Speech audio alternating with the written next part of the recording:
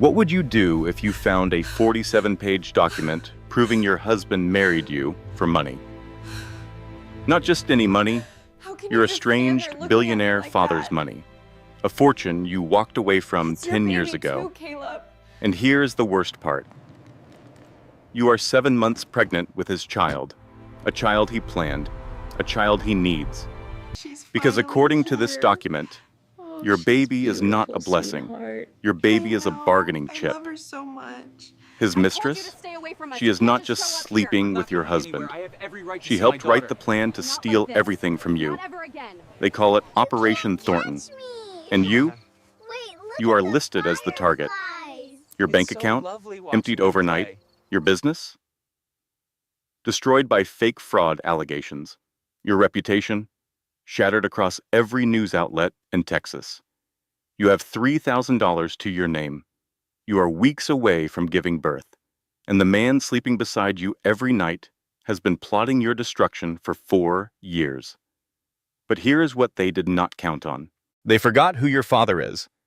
They forgot what a mother will do to protect her child. And they definitely forgot that the woman they tried to break has a backbone made of steel. This is the story of Elena Thornton, a woman who lost everything, and then took it all back. This story will teach you 3 things that could save your life or the life of someone you love. How predators choose their targets, how they make you doubt your own reality, and most importantly, how to fight back when you have nothing left but your own 2 hands. If you stay until the end, you will never look at trust the same way again. Story, value, and lesson. Before we begin, I want you to know why this story matters.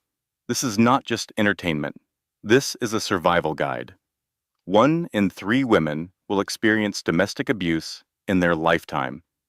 And financial abuse, the kind where someone controls your money, steals your savings, and destroys your credit, happens in 99% of those cases. The lesson of this story is simple, but powerful. Trust your instincts. When something feels wrong, it probably is. Write it down. Document everything. And never be too proud to ask for help when you need it. This story will teach you how predators operate, how they isolate you, how they gaslight you into doubting your own reality, and most importantly, how to fight back and win. If you are going through something similar, know that you are not alone. And if you are not, this story might help you recognize the signs before it is too late. So stay with me until the end, because Elena's journey from victim to victor contains wisdom that could change your life or save someone you love. What would you do if you discovered your entire marriage was a business plan, and you were the product? I want you to picture this scene with me. A woman stands alone in the rain outside a courthouse in Austin, Texas. The October sky is the color of ash. Water streams down her face, mixing with mascara until black rivers carve paths down her cheeks. She is 7 months pregnant. Her belly strains against a maternity dress that cost $400, a dress she bought because she wanted to look strong for the judge. In her trembling palm, she holds a wedding ring, $12,000 worth of platinum and diamonds. A ring she now knows was purchased with money stolen from her own savings account. That woman was me. My name is Elena Grace Thornton. I am 32 years old, and this is the story of how I lost everything I thought I had, found everything I actually needed, and made the people who betrayed me pay a price they never saw coming. But to understand how I ended up standing in that rain, we need to go back, 6 months back, to the night I thought was the happiest of my life. Our house sat on a quiet street in the Tarrytown neighborhood of Austin. It was not a mansion. I had grown up in mansions, and I wanted nothing to do with them anymore.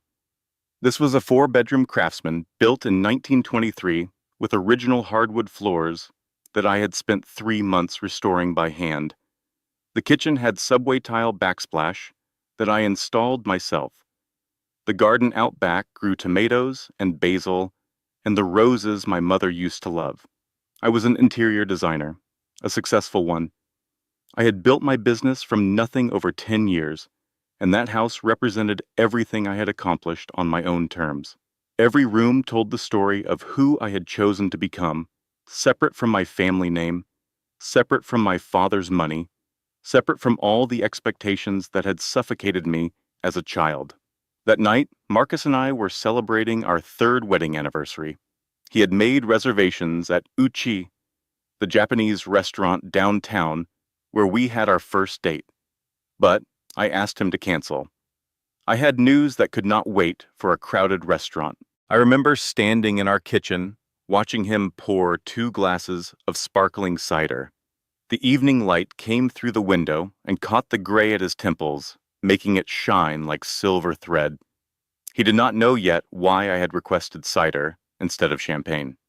Marcus Hayes was the kind of handsome that made other women look twice in grocery stores, then pretend they had not looked at all. Dark hair swept back from a face that belonged on magazine covers. Green eyes that crinkled at the corners when he smiled, creating little fans of lines that made him look wise and warm at the same time. At 38 years old, he was the CEO of Hayes Innovations, a green technology company that had been featured in Forbes twice and had raised over $200 million in venture capital. Everyone who met Marcus walked away impressed. He had that gift, the ability to make you feel like you were the most important person in the room, like he was genuinely fascinated by whatever you had to say. I had fallen in love with him because he seemed so different from the wealthy men I had grown up around. Those men wore their privilege like armor. They expected the world to bend to their will, because it always had. But Marcus had come from nothing. Foster care, group homes. He had aged out of the system at 18 with nothing but the clothes on his back and a determination to never be powerless again. He had built himself from scratch, just like I was trying to do. Or at least, that is what I believed at the time. Marcus handed me my glass of cider and raised his own. His smile was warm. His eyes were soft.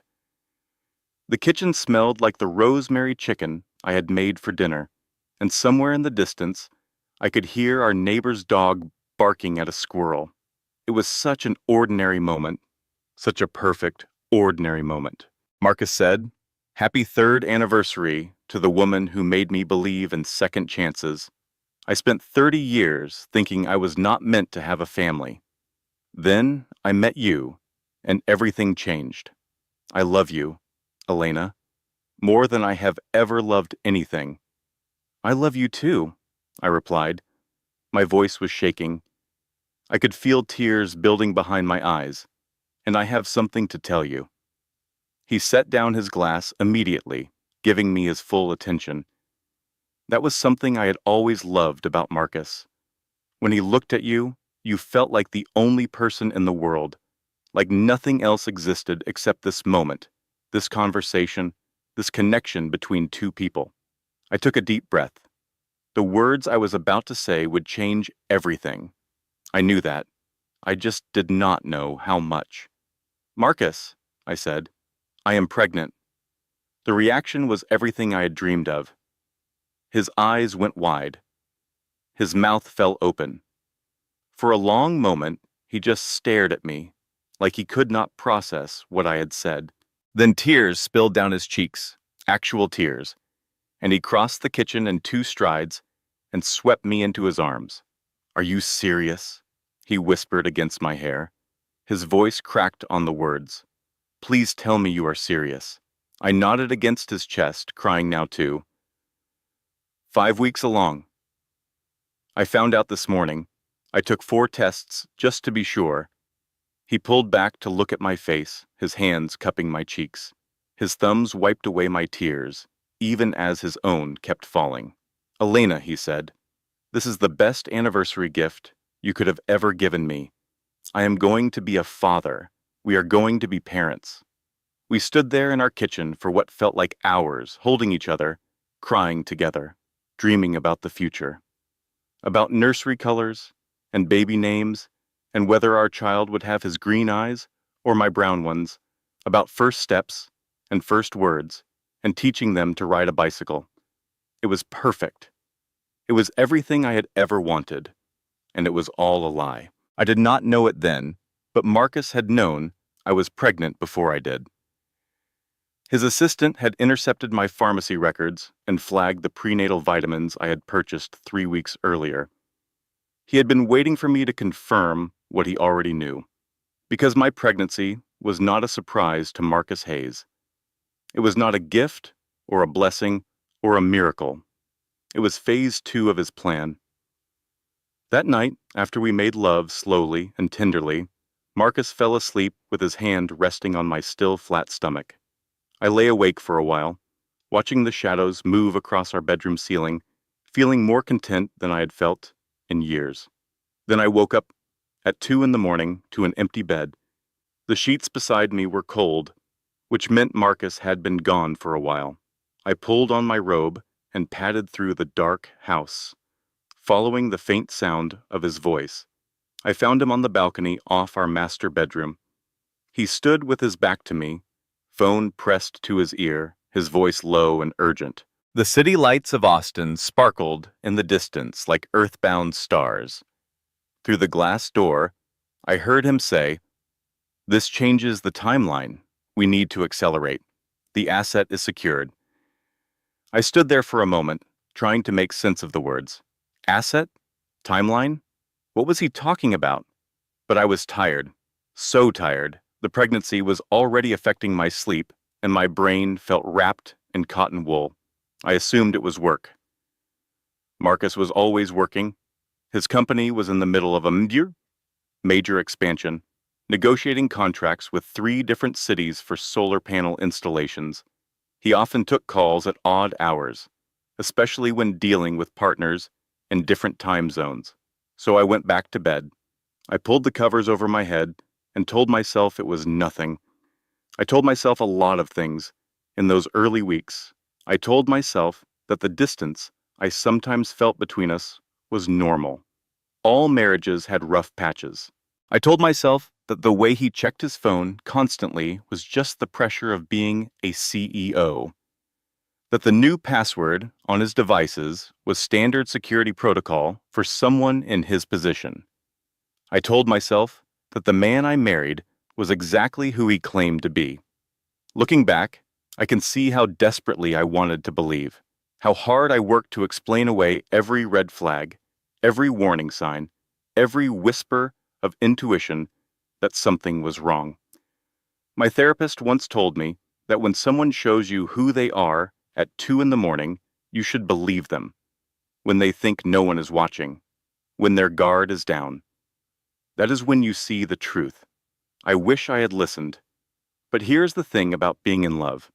It makes you want to believe. It makes you rationalize and excuse and explain away, because the alternative is too painful to consider.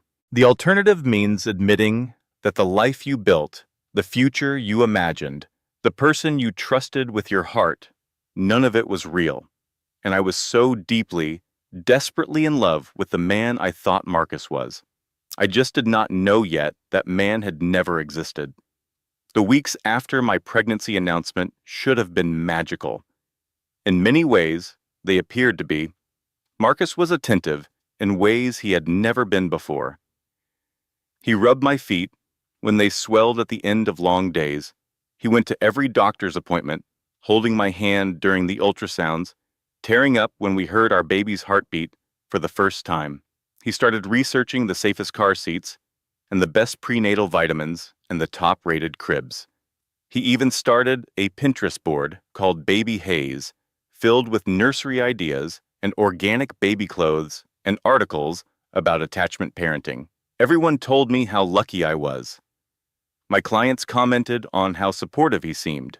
My friends said they wished their husbands were half as involved, but there were cracks in the facade, small ones at first, easy to dismiss if you were not looking closely.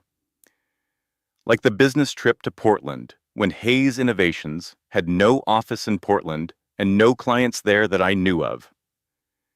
Marcus said it was a preliminary meeting with potential investors who preferred discretion.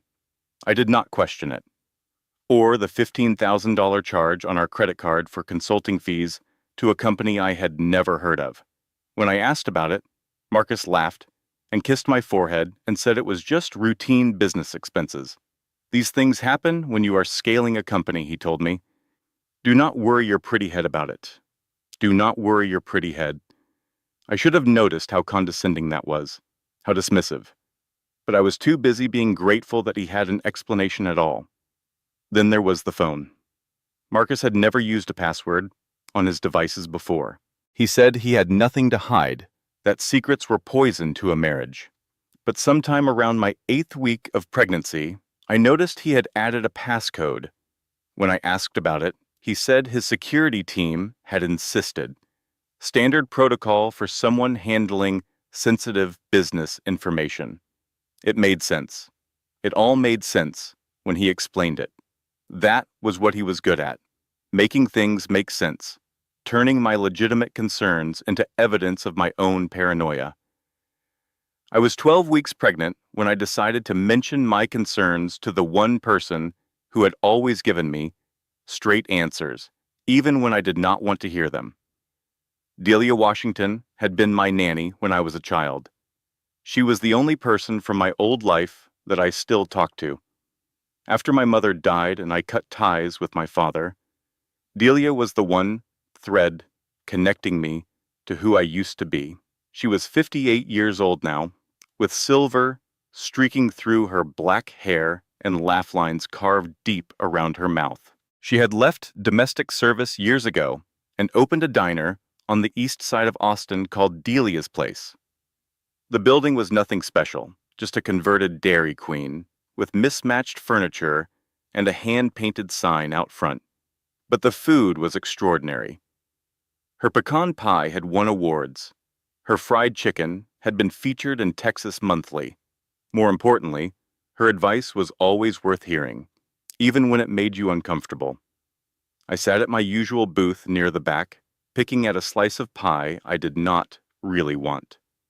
Delia refilled my decaf coffee without being asked and slid into the booth across from me. "All right," she said, "spill it. You have been pushing that pie around for 20 minutes, and you look like someone kicked your puppy." I sighed. "I do not know. I feel like I'm going crazy." "Crazy how?" I told her about the little things. The phone password, the unexplained charges, the business trips that did not quite add up. The way Marcus sometimes looked at his phone and then deleted whatever he had been reading before I could see it. "I feel paranoid," I admitted, "like I am looking for problems that are not there. He is so good to me, Delia. He is excited about the baby. He is present and attentive and everything a husband should be. But something is bothering you," Delia said. "Something in your gut." I nodded miserably. "I think it is just the hormones. My doctor said pregnancy can cause anxiety and mood swings.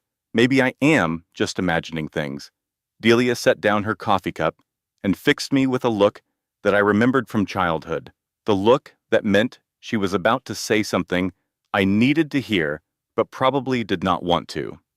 "Honey," she said, "I have been married 3 times. You know what I learned from all those failed marriages? That marriage is sacred." She snorted so hard, coffee almost came out her nose. "Lord, no. I learned that when a man changes his phone password out of nowhere, he ain't hiding a surprise birthday party." Men are simple creatures, Elena. They do not complicate things unless they have something to hide. I started to protest, but she held up her hand. "I am not saying he is cheating," she continued. "I am saying something is going on, and your gut knows it, even if your brain does not want to accept it. You want my advice?" I nodded. "Check his Apple Watch. Men always forget the watch syncs everything. They put passwords on their phones and their laptops, but they forget about that little thing on their wrist. If there is something to find, you will find it there." I laughed and told her she was being ridiculous. Marcus loved me. We were having a baby together. I was just being hormonal and paranoid. But later that night, after dinner, when Marcus was taking a shower, I found myself standing over his nightstand. His Apple Watch sat there, charging. The screen was dark. I should have walked away. I should have trusted my husband and ignored Delia's cynical advice. Instead, I picked up the watch and tapped the screen. What I found there changed everything. Text messages, dozens of them, to someone saved in his contacts as just the letter T. The messages were explicit, graphic, the kind of messages that left no room for innocent interpretation. One message in particular burned itself into my memory. It was from 3 days ago, right around the time Marcus said he had a late meeting with investors. The message said, "Cannot wait to see you tomorrow. The usual suite at the Driscoll. Wear the red dress. I have been thinking about you all week." I put the watch down very carefully, exactly where I had found it. I walked to the bathroom. I closed the door, and I vomited until there was nothing left in my stomach but bile and betrayal. Then I washed my face. I looked at myself in the mirror, and I made a decision. I would not confront him. Not yet. Not until I understood the full scope of what was happening. Not until I had more information. Because that message had mentioned the usual suite, which meant this was not new. This was ongoing. This had been happening for God knows how long. I needed to know everything before I said a word, so I cleaned my face. I put on my nightgown. I climbed into bed beside my husband and pretended to be asleep when he came out of the shower, smelling like soap and steam. I did not confront him the next day either, or the day after that. Part of me hoped I had misunderstood, that there was some explanation that would make the messages innocent. Maybe T was a colleague he was flirting with as a joke. Maybe it was an old thread he had forgotten to delete. But another part of me, the wiser part, knew better. I was just not ready to face it yet. Instead, I watched. I paid attention. I noticed things I had trained myself to ignore. The way his face softened when certain texts came through. The way he angled his body away from me when he typed responses. The increasing frequency of late nights at the office, early morning meetings, weekend emergencies that required his immediate attention. A week after I found those messages, I decided to test him. Not a confrontation, just a gentle probe to see how he would respond. We were eating breakfast when I asked, casual as could be, "Is everything okay at work? You seem stressed lately." I watched his face carefully, looking for any flicker of guilt, any tell that might reveal the truth. What I got instead was a performance worthy of an Academy Award. Marcus set down his coffee cup. He reached across the table and took my hand. His eyes were soft with concern and love and gratitude. "You noticed," he said. "I am sorry, sweetheart. I have been so caught up in this deal that I have been neglecting you. That is going to change, starting right now." "What deal?" "A potential partnership with a European firm." Very hush-hush. I cannot really talk about the details until the paperwork is signed, but it has been consuming all my attention, and that is not fair to you. You and this baby are my whole world, Elena. I need you to know that. He spent the entire week, after that conversation, showering me with attention, flowers delivered to my office every day. Surprise foot rubs when I got home. Love notes left on the bathroom mirror. A weekend getaway to a spa in Fredericksburg where we soaked in mineral baths and talked about baby names. He told me he loved me constantly. He could not keep his hands off my growing belly. He started reading parenting books out loud to me before bed. By the end of that week, I had convinced myself that I had overreacted. The messages must have been from before we met, some old flame whose texts he had never bothered to delete. Marcus loved me. He was devoted to our family. The evidence was right in front of me every single day. I deleted what I had seen from my memory. I focused on the nursery planning and the baby shower invitations and the future I was so sure we were building together. It would be another month before I learned the full truth, and when I did, it would destroy me in ways I did not know a person could be destroyed. By my 7th month of pregnancy, I had almost forgotten about the messages on Marcus's watch. Almost. The memory lingered at the edges of my consciousness like a half-remembered nightmare. Sometimes I would catch myself watching Marcus type on his phone, wondering who he was talking to. Sometimes I would wake up at 3 in the morning and find his side of the bed empty, and for a moment, the fear would grip my chest so tight I could not breathe. But then he would come back with a glass of water or a gentle explanation about insomnia, and I would push the fear back down where it belonged.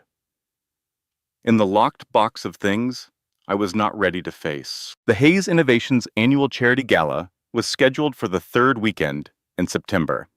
I did not want to go. My ankles were swollen to twice their normal size. My back ached constantly. The baby had dropped low in my pelvis, which meant I had to pee every 20 minutes, and walking more than a block left me exhausted. All I wanted was to stay home with a heating pad and a pint of ice cream and a documentary about something soothing like ocean life or baking competitions. But Marcus was insistent. "I need you there, Elena," he said. "This is the biggest night of the year for the company. We are announcing our partnership with Green Tech Europe, and there will be press and investors and politicians. Having my beautiful pregnant wife by my side shows everyone that I am a family man. Someone they can trust with their money and their city contracts." He smoothed his hand over my belly and smiled that smile that used to make my knees weak. "Besides," he added, "you designed the event space.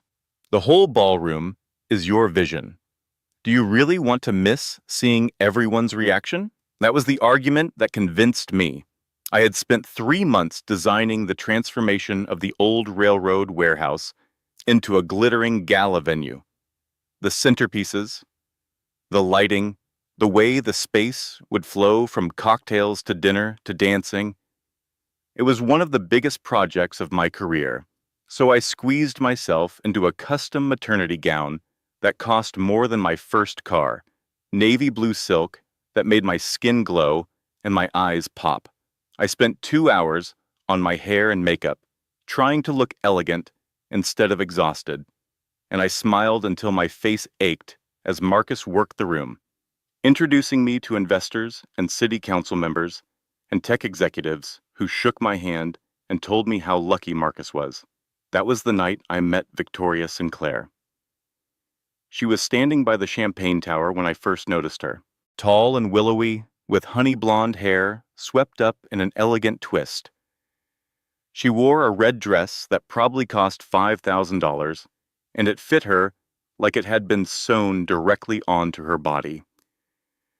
Her bone structure was the kind photographers fall in love with: high cheekbones, a jawline sharp enough to cut glass, eyes the color of pale jade that swept the room like she was cataloging everyone in it. I recognized her name when Marcus introduced us: Victoria Sinclair, Chief Operating Officer of Hayes Innovations. I had heard Marcus mention her in passing, always professionally. "Our COO is handling that. Victoria has the numbers. Let me check with Victoria and get back to you." But this was our first time meeting face to face. Something about her set me on edge immediately. I could not pinpoint it. She smiled and said all the right things, but there was something behind her eyes that did not match the warmth of her words. A calculation, an assessment. When she looked at me, I felt like I was being measured for a casket. "Elena," she said, "it is so lovely to finally meet the woman behind the man. Marcus talks about you constantly. I feel like I already know you." Her hand touched my arm. Just briefly, just lightly, but something about it felt like a claim being staked. "All good things, I hope," I replied. I was trying to keep my voice light, but my heart was beating too fast. Victoria laughed. The sound was musical and hollow at the same time, like wind chimes made of glass. "Oh, of course," she said. "He is absolutely devoted to you. Anyone can see that."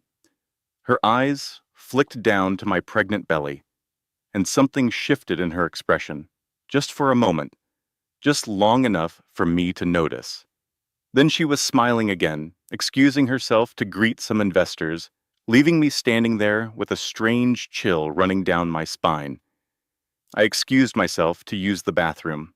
I needed a moment away from the noise and the lights and the uncomfortable feeling that had settled in my chest like a stone, but I never made it to the bathroom. The hallway outside the ballroom was quieter than the main event space.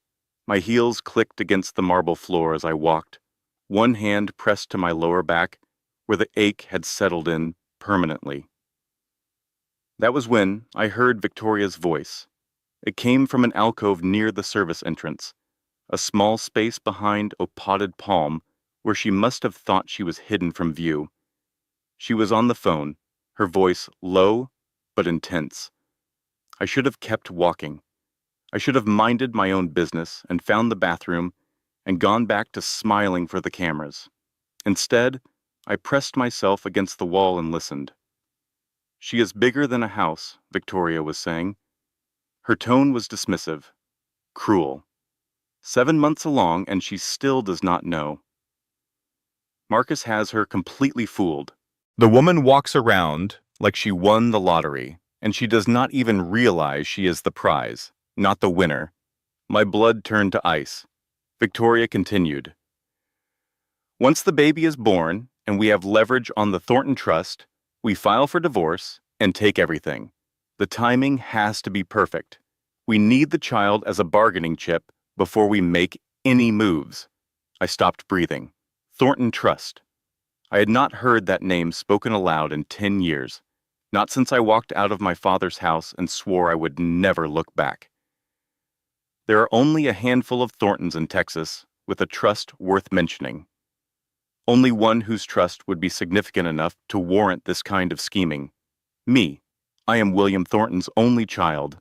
My father is the oil and technology billionaire whose name adorns buildings and hospital wings and university lecture halls across Austin. When I was born, a trust was established in my name worth more money than most people could spend in 100 lifetimes. But I had walked away from all of it. I had legally changed my name to Grace, my mother's maiden name, when I was 22 years old. I had built my entire identity around being self-made, around proving that I did not need my father's money, or his connections, or his approval. I had never told Marcus about my family, never mentioned the Thornton name, or the trust, or any of it. As far as he knew, I was exactly what I appeared to be, a successful interior designer from a middle-class background who had worked hard to build her own business. How did Victoria know who I really was? How did Marcus know? And what did she mean by leverage on the trust? Victoria was still talking into her phone.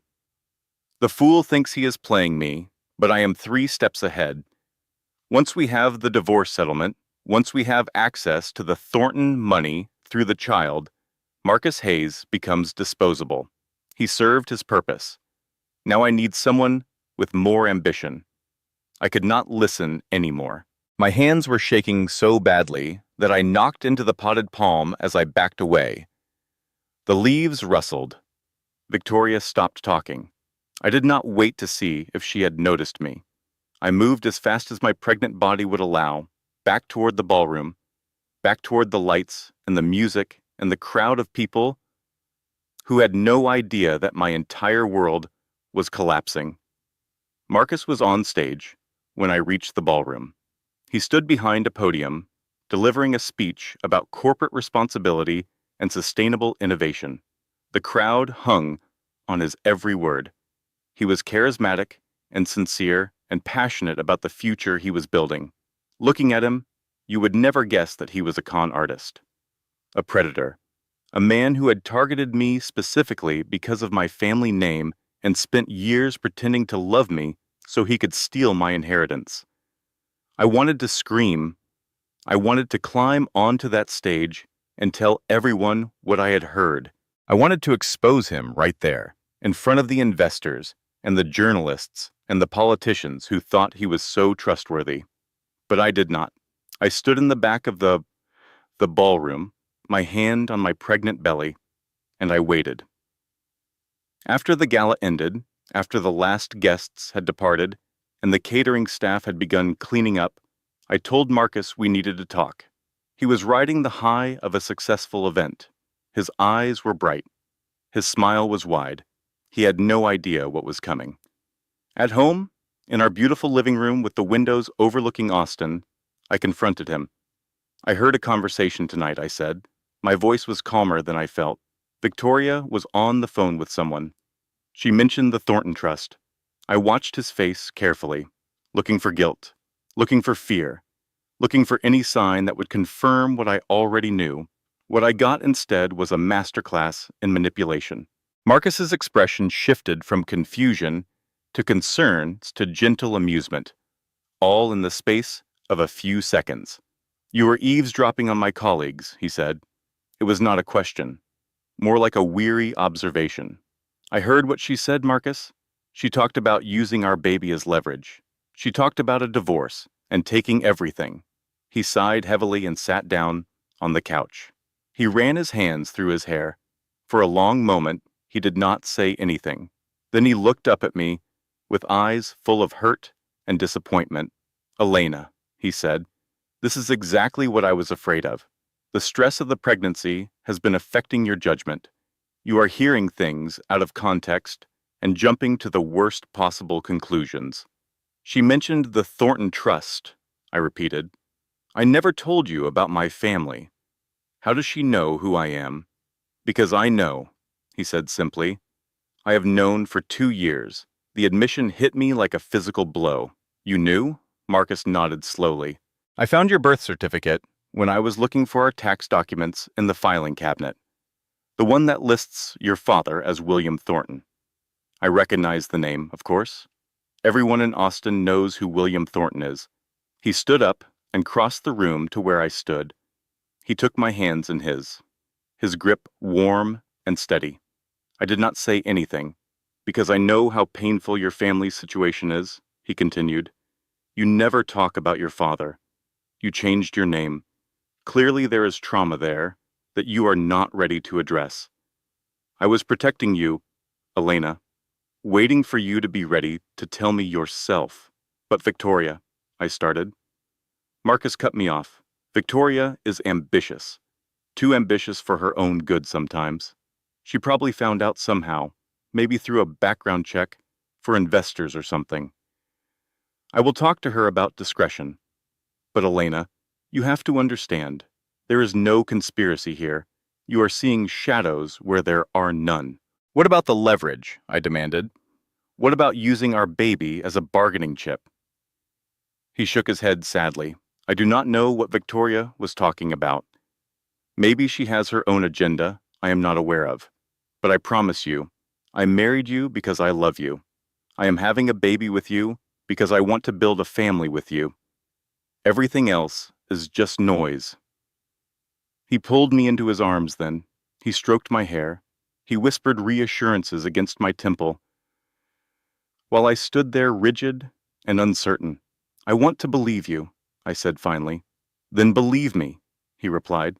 Trust what we have built together. Trust what you know about me. Trust your husband, Elena. And here's the shameful part. The part I am still embarrassed to admit. I did trust him. I let him convince me that I was the problem, that my suspicions were symptoms of pregnancy hormones and anxiety and the stress of organizing a major event. I apologized for eavesdropping. I apologized for jumping to conclusions. I went to bed that night feeling guilty for doubting my husband. That is the thing about gaslighting that nobody warned you about. It is insidious. It does not just make you doubt the other person. It makes you doubt yourself, your own perceptions, your own memories, your own sanity. The most dangerous part of being manipulated is that you become your own worst enemy. The person who should always have your back becomes your harshest critic. If your gut tells you something is wrong, write it down, date it, save it somewhere safe. Because when someone tries to rewrite reality later, you will need proof that you are not crazy, even if the only person you need to convince is yourself. I did not write anything down that night. I did not save any proof. I let my husband convince me that the woman I overheard plotting my destruction was just an ambitious colleague with poor boundaries. I would regret that decision for a very long time. 2 weeks after the charity gala, I went to my doctor for a routine prenatal checkup. Marcus was supposed to come with me. He had promised. But that morning, he got a call from the office about some emergency that required his immediate attention. He kissed my forehead, apologetically, and said he would make it up to me. By then, I had trained myself not to notice the pattern. The constant cancellations, the endless emergencies, the way his work always seemed to take priority over his family. I sat alone in the waiting room of Austin Women's Health, my hand resting on my swollen belly. Around me, other pregnant women leafed through parenting magazines or scrolled through their phones. Several of them had partners beside them, holding hands or rubbing backs or just being present in that simple, important way. I told myself it did not matter. Marcus was busy building a company. He was providing for our family. Not every husband could take time off for every appointment. My phone buzzed with an incoming email. I expected it to be Marcus, apologizing again for missing the appointment. Instead, the sender was an address I did not recognize. A random string of letters and numbers at a domain I had never heard of. The subject line read, "Your husband's real business plan." My heart stuttered in my chest. For a long moment, I just stared at my phone screen. My thumb hovered over the email. Every instinct screamed at me not to open it. Whatever was in there, it would change everything. I could feel it, but I needed to know. After weeks of pushing my suspicions down, after letting Marcus convince me I was crazy, I needed the truth. I opened the email. There was no message in the body, just attachments. Half a dozen files with names like evidence01.jpg and timeline.pdf, and the one that made my stomach drop through the floor, operationthornton.docx. I clicked on the photos first. They showed Marcus and Victoria together in ways that left no room for innocent interpretation. Hotel rooms, restaurant tables with candles and wine, the two of them walking hand in hand through what looked like an airport terminal. The timestamps on the photos spanned 2 years. 2 years. Our entire marriage. I clicked on the timeline document next. It showed the progression of their relationship, cross-referenced with my relationship with Marcus. They had been sleeping together since before our wedding. They had celebrated when I got pregnant. They had toasted with champagne when the paternity test came back positive. Paternity test. They had been tracking my pregnancy since before I even knew I was pregnant. But it was the final attachment that truly destroyed me. Operation Thornton was a 47-page document. It was written in corporate language, the kind of sterile, professional tone that made atrocities sound like business strategy. Phase 1. Identification and approach. Target, Elena Grace, born Elena Thornton, sole heir to the Thornton fortune. Estranged from family, vulnerable due to desire to prove independence. Approach through manufactured meat, cute, at coffee shop. Timeline, 6 months to engagement. I remembered that coffee shop. I remembered Marcus bumping into me and spilling his latte all over my laptop. I remembered how charming he had been, how apologetic, how he had insisted on buying me a new computer and taking me to dinner to make up for the inconvenience. I had thought it was fate. A lucky accident that brought my soulmate into my life. It was a setup, every single moment of it planned and executed like a military operation. Phase 2, marriage and conception. Objective, Produce heir to strengthen claim on Thornton Trust. Thornton Trust contains provisions for grandchildren that bypass Elena's ability to refuse inheritance. Child provides legal avenue to funds regardless of Elena's cooperation. Timeline: 1 to 2 years post-marriage. They had planned my pregnancy. They had tracked my ovulation cycles and made sure Marcus was home on the right nights. My baby was not an accident or a blessing. She was a means to an end. Phase 3, divorce and settlement. Upon birth of child, initiate divorce proceedings. Claim primary custody using documented evidence of Elena's mental instability. Negotiate settlement with William Thornton for child's well-being. Estimated return, $50 to $100 million. The document went on, page after page of strategy and contingencies and backup plans. They had prepared for every possible scenario. If I became suspicious, if my father got involved, if the media found out, phase 4, if Elena becomes problematic, document mental instability, reference paranoid behavior, isolation from family, emotional volatility during pregnancy. Obtain testimony from colleagues and neighbors regarding erratic conduct. They had been building a case against me for months. Every time I expressed suspicion, Marcus had probably logged it. Every tear I shed, every outburst of frustration, every moment of hormonal overwhelm had been cataloged as evidence that I was unfit to raise my own child. The document was dated 4 years ago. 4 years. Before Marcus and I had even met, before our first date at Uchi, before the proposal, under the stars, at Big Bend National Park, where I had cried and said yes and thought I was the luckiest woman in the world. Our entire relationship was a con. I was never his wife.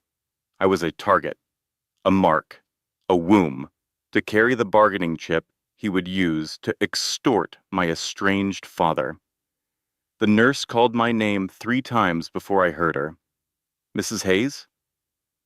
Mrs. Hayes, are you all right? I was not all right. I was on the floor of the waiting room bathroom. My designer maternity dress, soaked with the water I had splashed on my face, my body heaving with sobs, I could not control. The nurse found me there. She helped me up, got me water, asked if I needed to call someone. I told her I was fine. Pregnancy hormones. Nothing to worry about.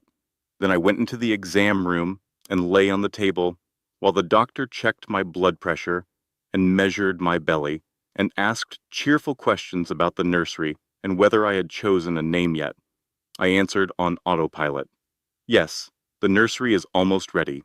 Yellow and gray, nice and neutral. We are thinking about Lily for a girl, James for a boy. All the while, my mind was screaming.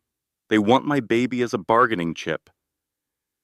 They have been planning this since before I even knew Marcus existed. My husband is a monster, and my marriage is a lie, and I am going to lose everything. Then, as if in response to my spiraling thoughts, my baby kicked. A strong kick, right against my ribs.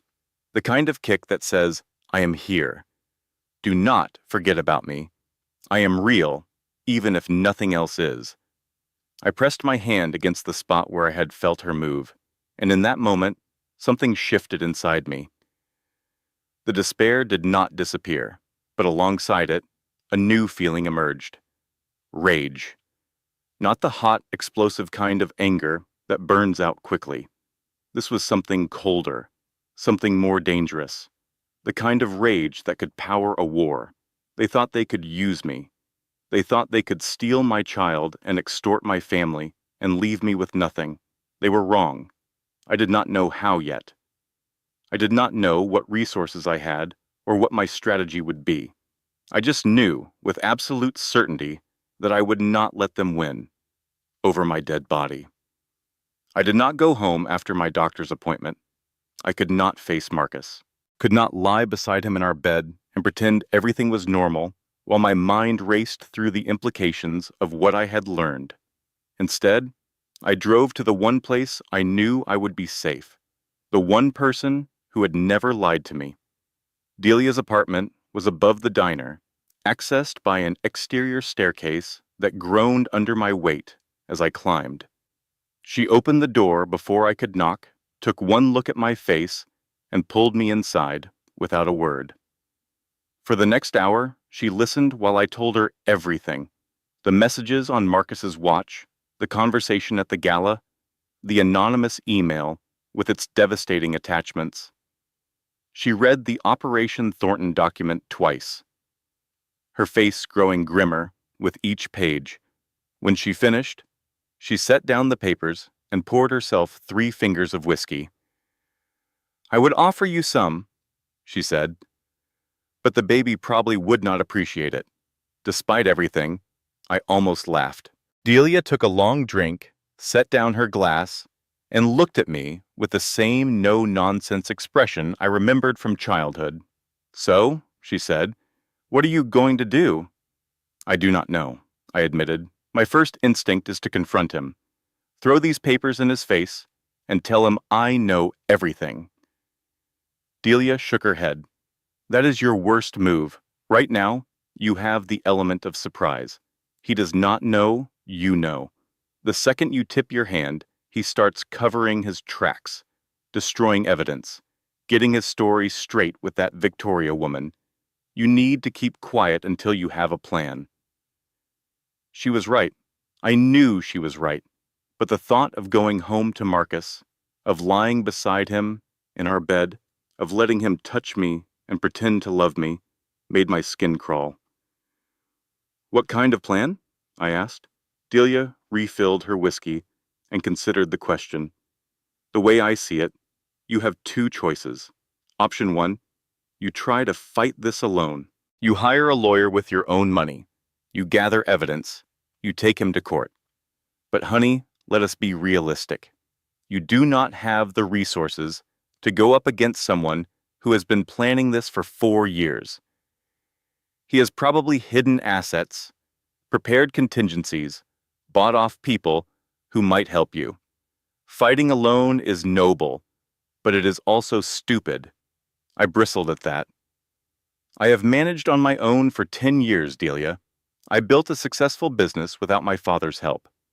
And that is admirable," she agreed. "But this is not business. This is war. And in war, you need allies.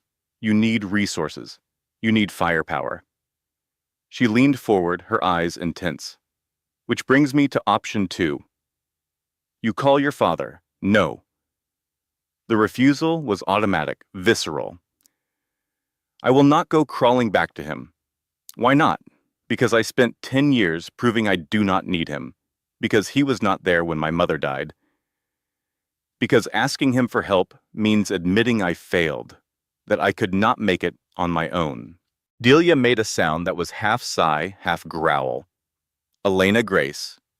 "Thornton," she said, using my full name, the way she used to when I was a child caught in some mischief. "I love you like you were my own daughter. So I am going to tell you something you do not want to hear." She grabbed my hands and held them tight. "Your pride is going to cost you your child. Is proving a point to your father really more important than protecting your baby?"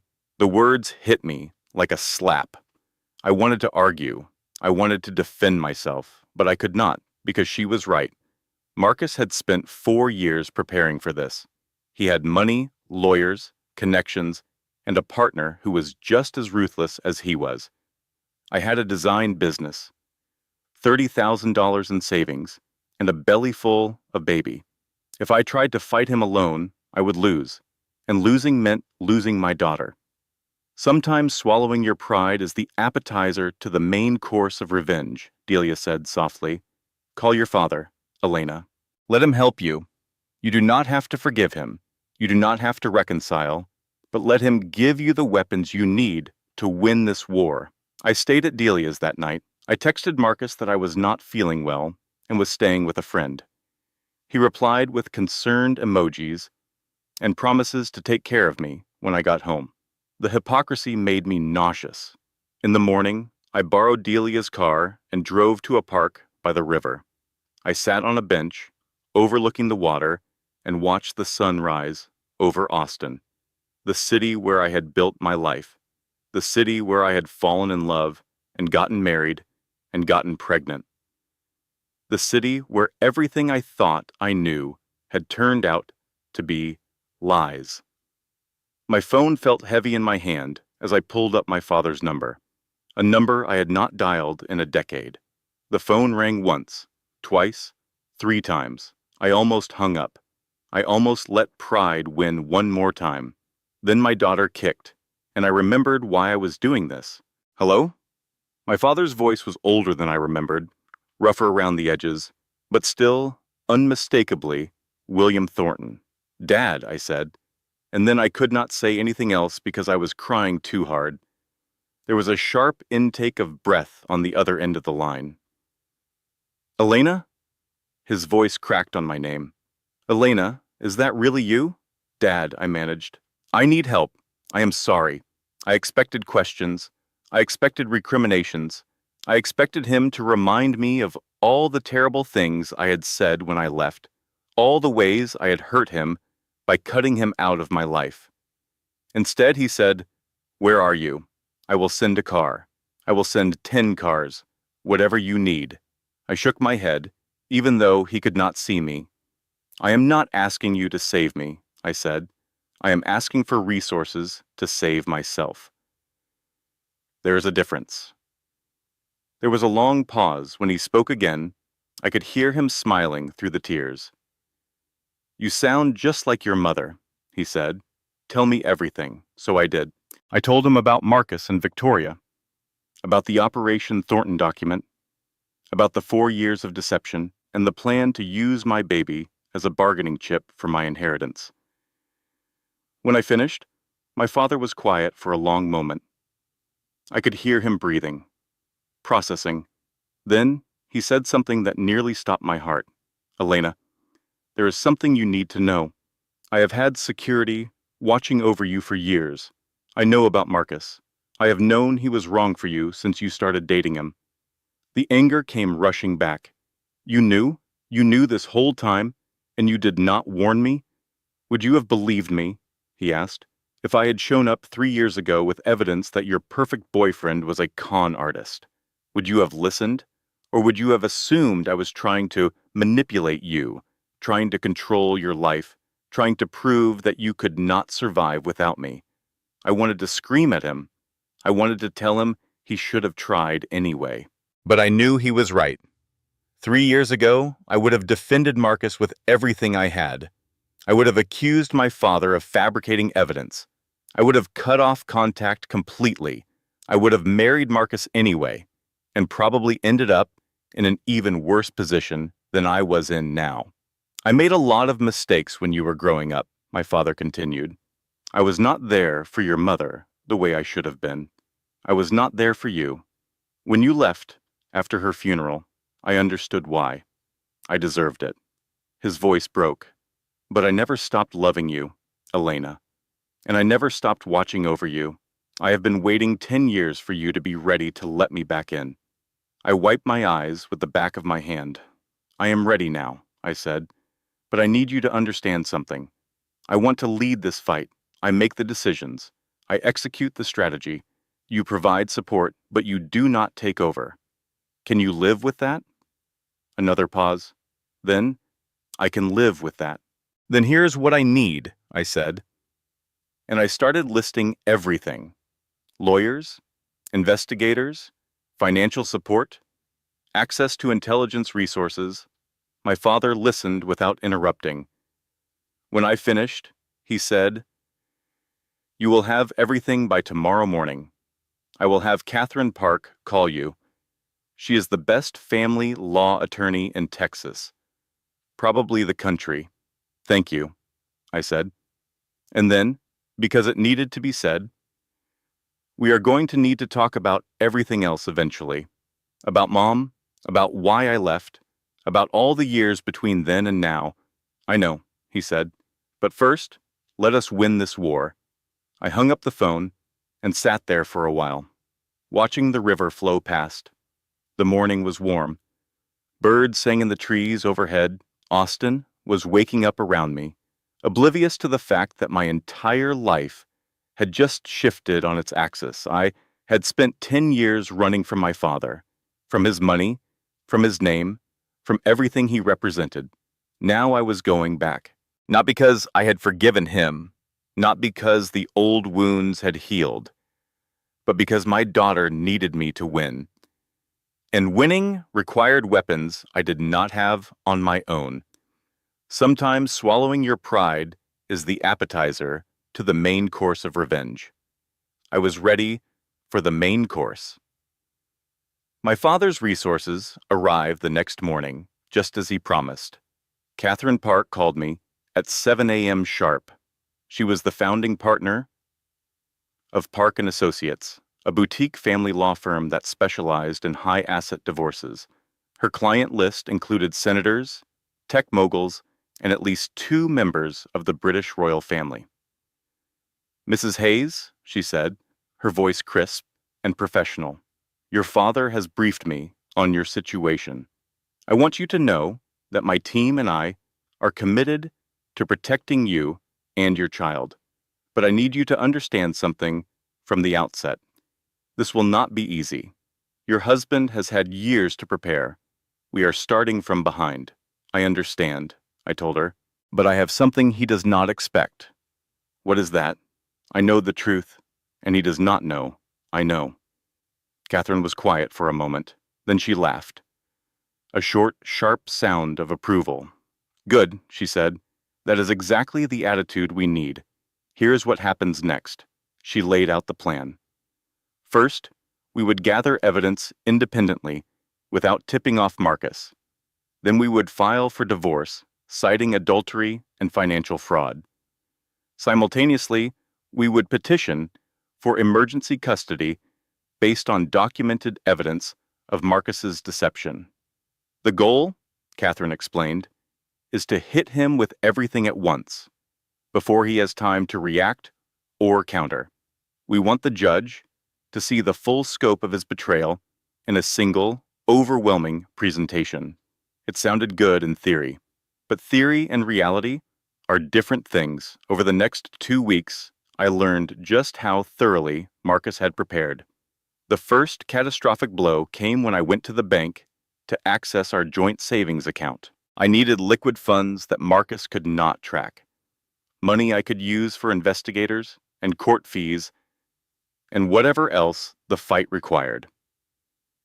There was $280,000 in that account. Money I had contributed from my business over 3 years of marriage. My money, my work, my success. The bank manager, a nervous young man in an ill-fitting suit, could not meet my eyes when he delivered the news. "I am sorry, Mrs. Hayes," he said. "Your husband transferred all funds to a business account yesterday. You are not listed as a signatory on that account. There is nothing I can do." Yesterday. Marcus had moved the money yesterday, which meant he knew something was happening. Someone had tipped him off. I walked out of the bank with $3,400 to my name. The second blow came 3 days later. My biggest client was a boutique hotel developer named Sandra Chen. We had been working together for 18 months on a major project, transforming a historic building in downtown Austin into a luxury hotel. The contract was worth $400,000. It was the cornerstone of my business plan for the next 2 years. Sandra called me on a Tuesday afternoon. Her voice was strained. "Elena, I am so sorry," she said. "I have to cancel our contract." "What? Why?" "Someone sent our board screenshots of financial irregularities from your business accounts. They are saying you are under investigation for fraud. The board cannot risk associating with someone who might be facing criminal charges." "Sandra, that is not true. I have never committed fraud." "Someone is lying to your board." "I believe you," Sandra said, "but perception matters more than truth in this business. My hands are tied." She hung up, and I understood what was happening. Marcus was not waiting for me to make the first move. He was destroying me preemptively, salting the earth so thoroughly that no one would believe me when I finally came forward with the truth. The fraud allegations spread through Austin's design community like wildfire. Within a week, I had lost 3 more clients. My phone stopped ringing. Emails went unanswered. The career I had spent 10 years building was crumbling around me. The third blow was the worst of all. At my 32-week checkup, my doctor found dangerously elevated blood pressure. The numbers were high enough to make her frown and order additional tests. "Mrs. Hayes," she said carefully, "the way doctors speak when they are trying not to scare you. Your blood pressure is in a range that concerns me. We are looking at possible preeclampsia, which can be very serious for both you and the baby." I gripped the edges of the exam table. "What does that mean?" "It means you need to eliminate stress from your life immediately. Complete bed rest if possible. Minimal physical activity. No emotional upheaval." She looked at me with kind, worried eyes. "Your body is under extreme pressure. If things do not improve in the next few weeks, we may have to deliver the baby early." At 32 weeks, she would probably survive. But there would be complications. Every day she stays inside, you improves her chances significantly. I nodded numbly. Eliminate stress. Avoid emotional upheaval. As if that were possible, when my entire life was being systematically destroyed. After the appointment, I sat in my car in the hospital parking lot for over an hour. I had no money. My business was in ruins. My husband was 3 steps ahead of me at every turn, and now my body was failing me too. My daughter's life was at risk because I could not keep myself calm enough to carry her safely. I had never felt so helpless, so alone, so utterly defeated. I drove to Delia's diner on autopilot. She took one look at me and closed the restaurant early. In her flowers soup, in her apartment upstairs, she listened to everything. The stolen money, the destroyed reputation, the health complications. When I finished, she slid a piece of pie across the table. "Honey," she said, "you look like 10 miles of dirt road on a rainy day." I managed a weak smile. "He took everything. I have nothing left." Delia sat back and crossed her arms. "You have a baby," she said. "You have me. And now you have your father and his army of lawyers. You have more than you think." "But he is winning," I said. "Every move I make, he is already 2 steps ahead. It is like he knows exactly what I am going to do before I do it." Delia considered this. "Then stop doing what he expects," she said simply. "What do you mean?" "I mean you have been playing defense this whole time, reacting to his moves instead of making your own. That is exactly what he wants. He wants you scared and scrambling and making mistakes. He wants you to feel like you have already lost." She leaned forward. "But here's the thing about wars, Elena. The person who stays calm controls the battlefield. He expects you to panic. He expects you to lash out. He has probably got cameras or spies or something watching for any sign that you know the truth." I thought about that. About the way my bank had been cleaned out within days of my first meeting with Catherine Park. About the fraud allegations that had started circulating right after I contacted my father. Someone was watching me. Someone was reporting my moves to Marcus. "What do I do?" I asked. "You stop giving them anything to report," Delia said. "You go home. You act normal. You let Marcus think he has won.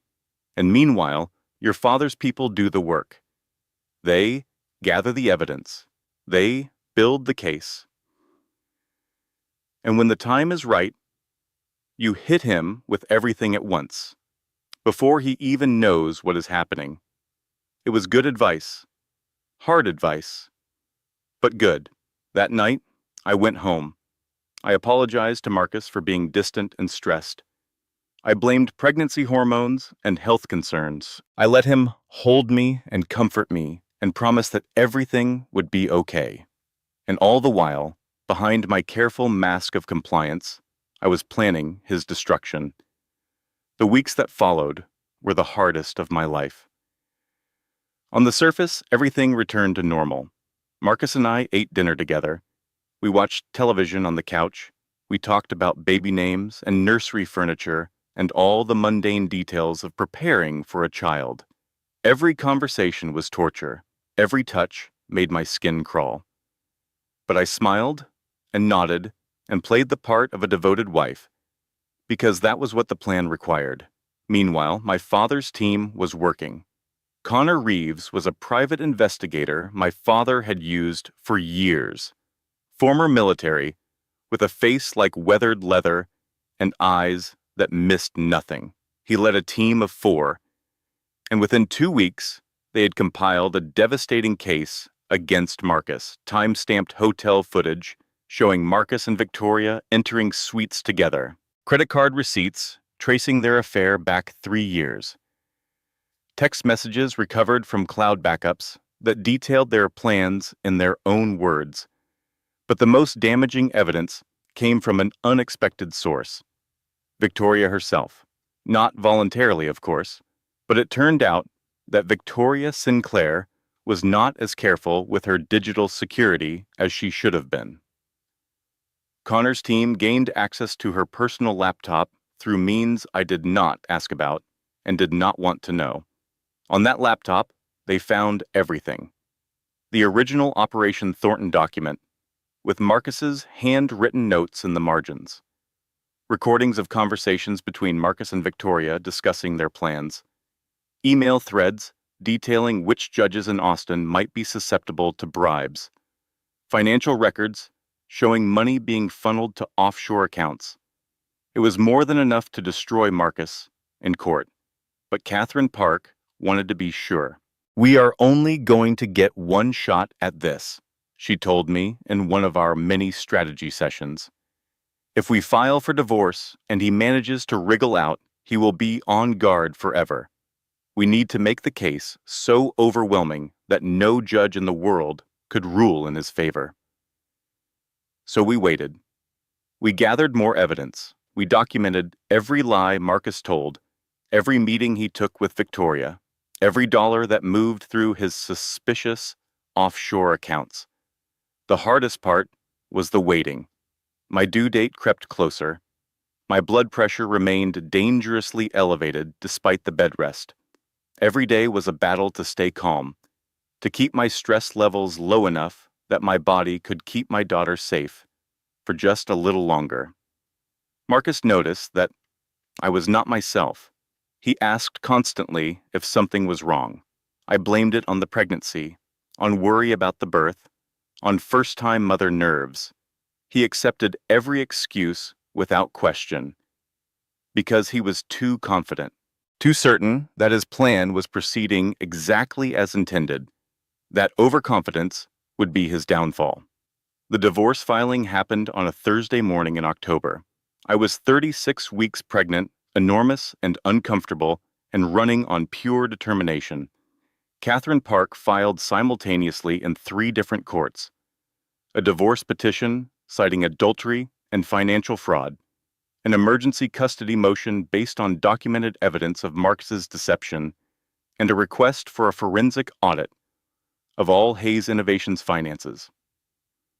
At the same time, Connor Reeves delivered a carefully curated evidence package to the business editor of the Austin American-Statesman. Not all the evidence, just enough to raise questions, just enough to start the drumbeat of scandal that would follow Marcus for the rest of his life. The first Marcus heard about any of it was when the process server knocked on the door of Hayes Innovations headquarters. I wish I could have seen his face. The preliminary hearing was scheduled for 2 weeks later. I spent those 2 weeks on strict bed rest, barely moving from the guest room at my father's estate. My doctor visited daily to check my blood pressure. Catherine Park visited every other day to prepare me for what was coming. Marcus tried to contact me constantly, phone calls, texts, emails. He showed up at my father's gate twice, demanding to speak to me. I refused all contact. Everything went through lawyers. The hearing itself was held in a small courtroom on the third floor of the Travis County Courthouse. Marcus sat at one table with his legal team. I sat at the other with Catherine Park. It was the first time I had seen my husband since I left our house 3 weeks earlier. He looked tired, thinner than I remembered. There were dark circles under his eyes, and his usually perfect hair was disheveled.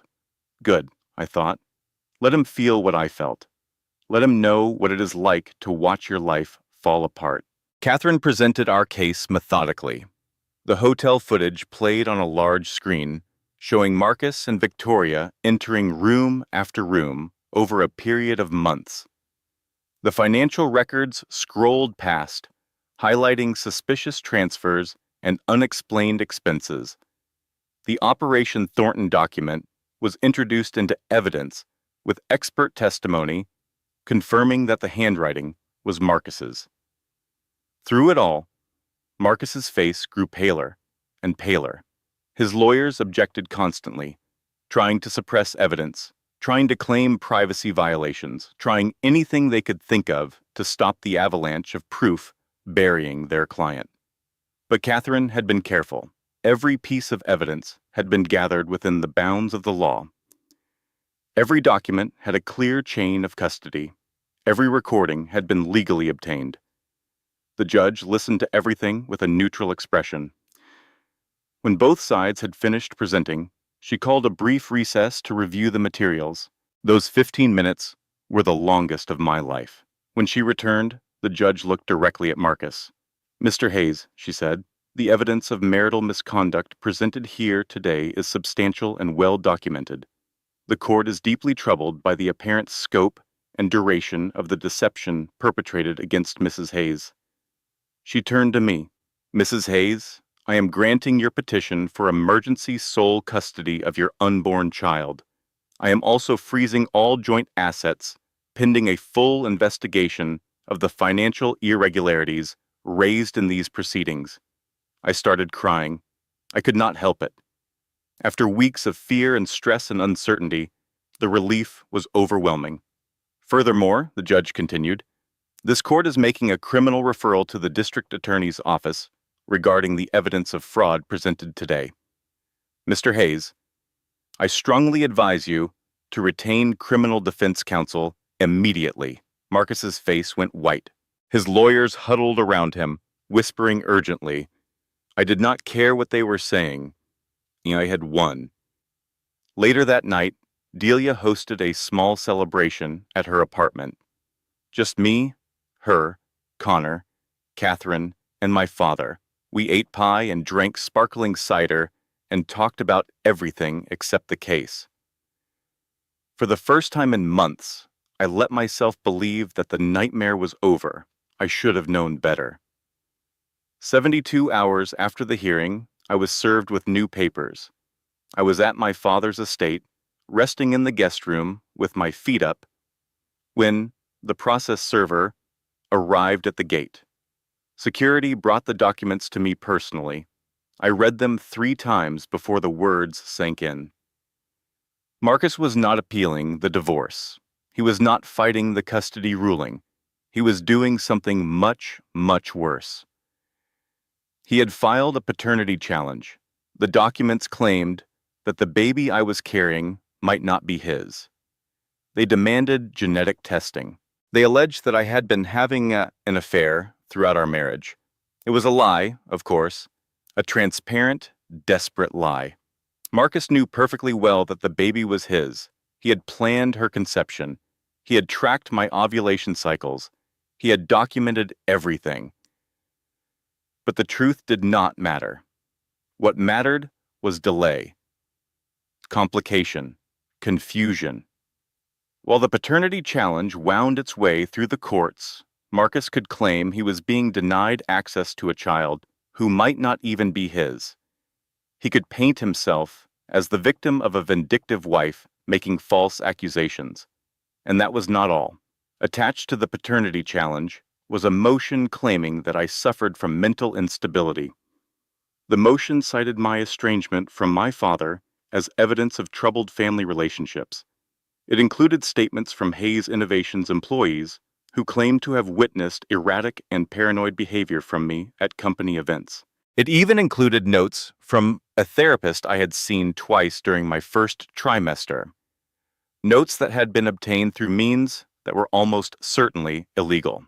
The therapist's notes described normal first trimester anxiety, worry about miscarriage, concern about body changes, completely typical feelings for any pregnant woman, but stripped of context, presented alongside the other allegations, they painted a picture of a woman who was emotionally unstable, unfit to raise a child. Catherine called me as soon as she heard. "He is trying to change the narrative," she said. The divorce ruling was devastating for him. The criminal referral terrified him. "This is his counterattack." "But it is all lies," I said. "None of it is true." "I know," Catherine replied, "and we can prove that. But it takes time, and time is what he is buying." She was right. That afternoon, the story hit the Austin news. Someone had leaked the paternity challenge to the press. "Thornton heiress in bitter divorce," the headline screamed. "Father of baby questioned. Mental stability at issue." My secret identity was blown. For 10 years, I had carefully maintained the illusion that I was Elena Grace, self-made interior designer, with no connection to the Thornton fortune. Now everyone knew the truth. The comments on the news articles were brutal. Half of them called me a gold digger who had finally been exposed. The other half called me a crazy pregnant woman who had invented accusations against her successful husband. The stress hit me like a physical blow. That night, I started having contractions, real ones, strong ones, 5 minutes apart, then 4, then 3. At 34 weeks, I was rushed to the hospital in an ambulance. For 6 terrifying hours, the doctors worked to stop my labor. They pumped me full of medication. They hooked me up to monitors. They spoke in hushed, urgent voices, while my father paced the hallway and Delia held my hand. Finally, just before dawn, the contractions stopped.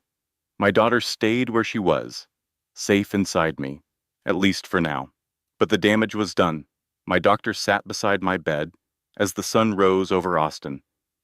"Mrs. Thornton," she said, and it still felt strange to hear that name after so many years. "You are at very high risk for early labor. Any additional stress could trigger contractions again. If that happens, we may not be able to stop them next time." She looked at me with kind, exhausted eyes.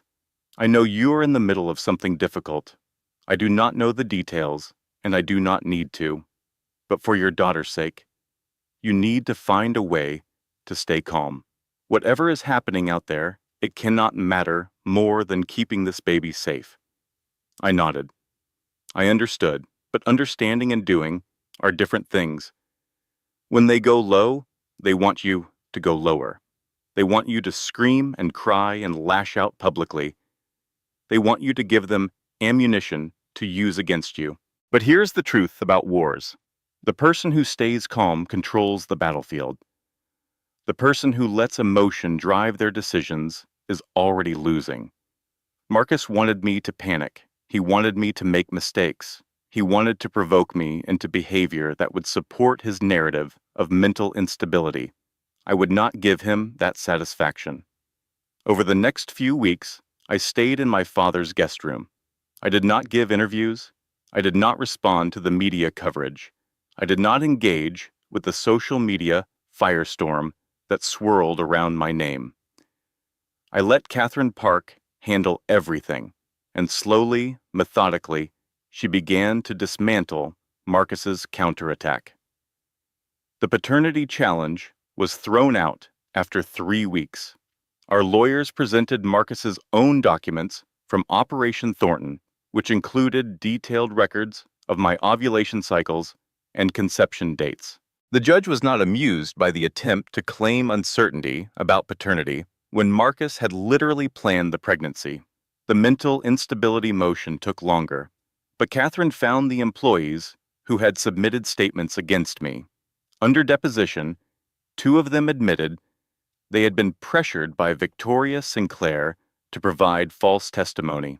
A third revealed that he had been promised a promotion in exchange for his statement. One by one, the pillars of Marcus's counterattack crumbled, but victory was not quite as close as I thought. My daughter was born on a Tuesday morning in October. She came 5 weeks early, despite our best efforts to keep her inside longer. My water broke at 3 a.m., and by 9 a.m., I was holding her in my arms. She weighed 6 pounds, 2 ounces. She had 10 fingers and 10 toes and a full head of dark hair. Her cry was strong and healthy, filling the delivery room with the sound of new life. I named her Lily Grace. No haze anywhere in her name. When the nurse placed her in my arms for the first time, everything else fell away. The divorce, the media coverage, the legal battles, none of it mattered in that moment. There was just her, this tiny, perfect person who had fought so hard to exist. "I am going to protect you," I whispered against her downy head.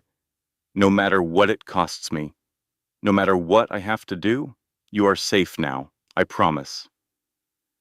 She wrapped her impossibly small fingers around my thumb and promptly fell asleep. For 2 hours, I existed in a bubble of perfect peace. Then Marcus arrived.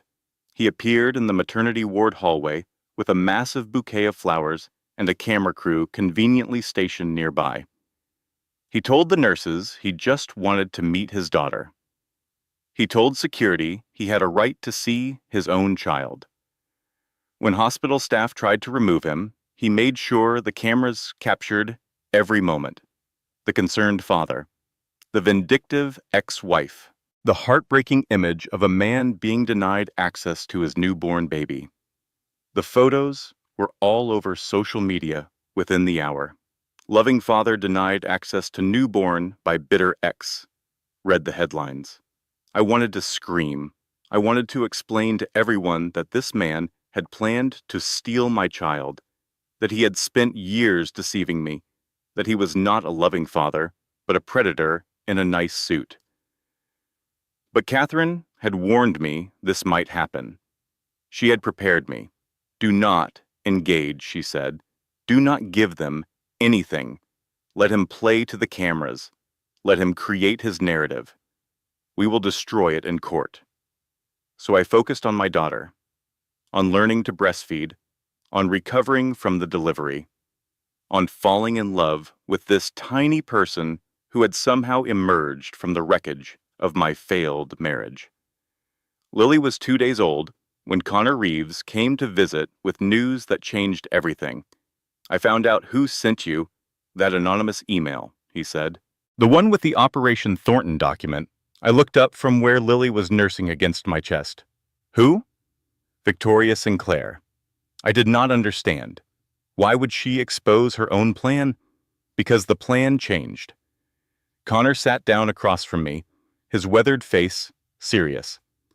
"About 6 months ago, Victoria discovered that Marcus was planning to double-cross her. He was going to reconcile with you after the baby was born.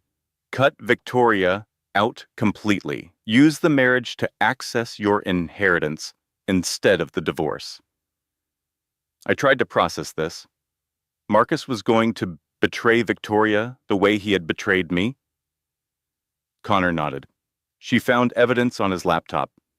A separate plan he had been developing in secret. Operation Sinclair, he called it. It detailed how he would dispose of Victoria once she was no longer useful. So when Victoria found out, she decided to burn everything down. Exactly. If she could not have the Thornton money, neither could Marcus. She sent you that email to blow up his plan before he could dispose of her. It made a horrible kind of sense. Victoria and Marcus were both predators, and when predators turn on each other, everyone around them gets hurt. "There is more," Connor said. Victoria has reached out through intermediaries. She wants to meet with you. Why? She is willing to testify against Marcus. She has the original documents, with his handwriting. She has recordings of conversations where he discusses bribing judges. She has evidence of financial crimes that could put him away for years. And she is offering all of this out of the goodness of her heart? Connor's face was grim. She wants immunity, protection from prosecution for her role in the scheme, and she wants to make sure Marcus goes down harder than she does. I looked at my sleeping daughter, at her tiny fist curled against her cheek, at the flutter of her breath. Victoria had helped plan the theft of this child. She had discussed using my baby as leverage. She had referred to me as an asset, a mark, a target. Every instinct I had screamed against working with her. But every instinct had also told me Marcus was a good man. And look where that had gotten me. Set up the meeting, I said. Connor nodded. That is what I thought you would say. The meeting took place in a conference room at Catherine Park's law firm.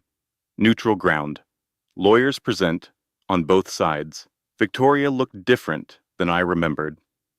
The confident, predatory woman from the charity gala was gone.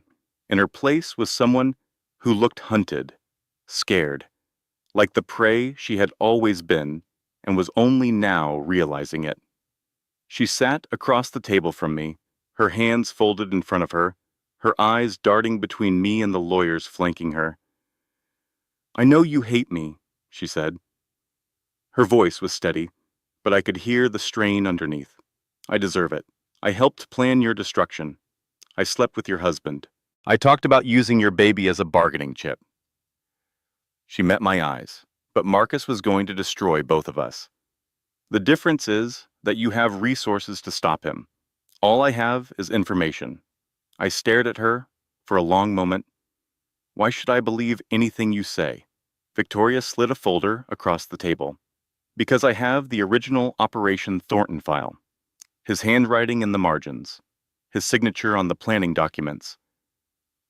I have recordings of him discussing which judges in Travis County might be susceptible to bribes.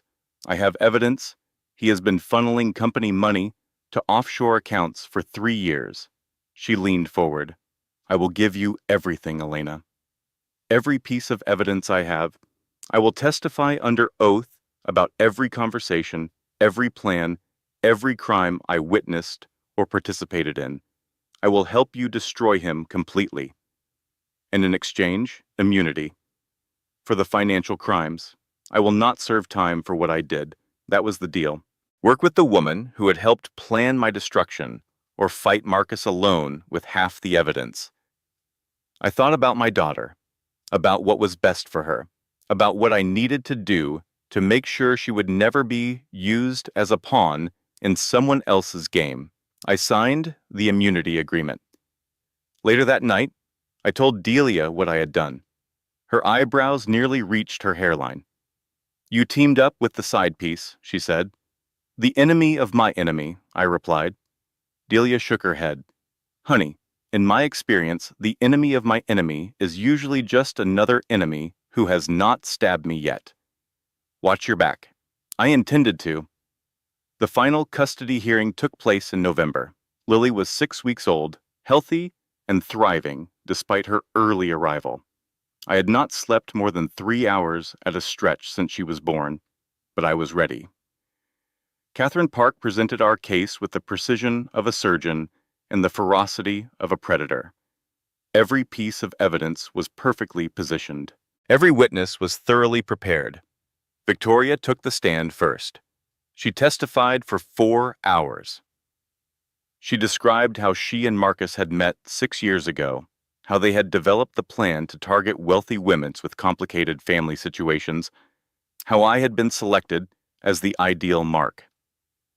She described the years of deception, the staged meet cute at the coffee shop, the carefully orchestrated romance, the calculated proposal under the stars at Big Bend.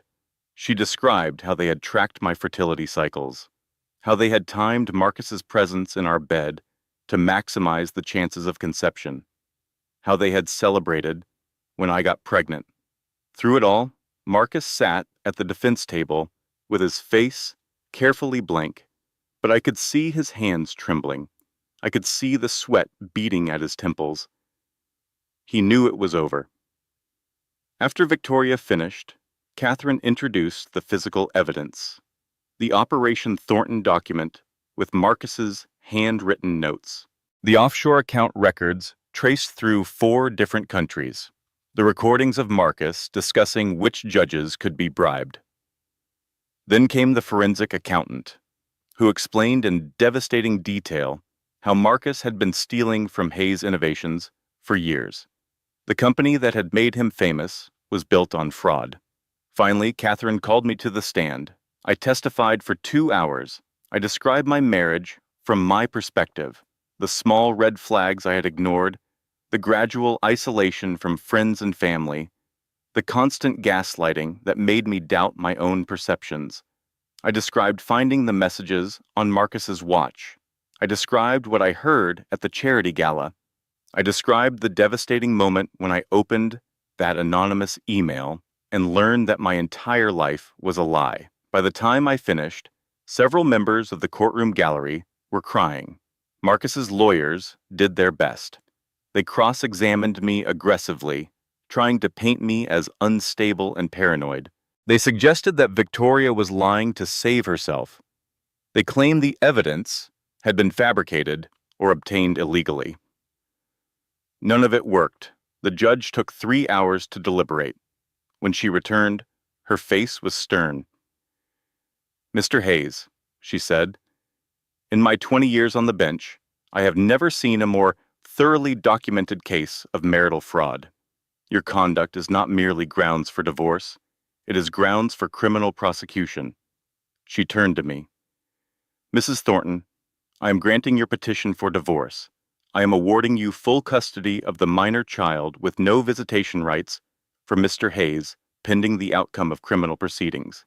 I am also ordering Mr. Hayes to pay $3.2 million in damages for financial fraud and intentional infliction of emotional distress."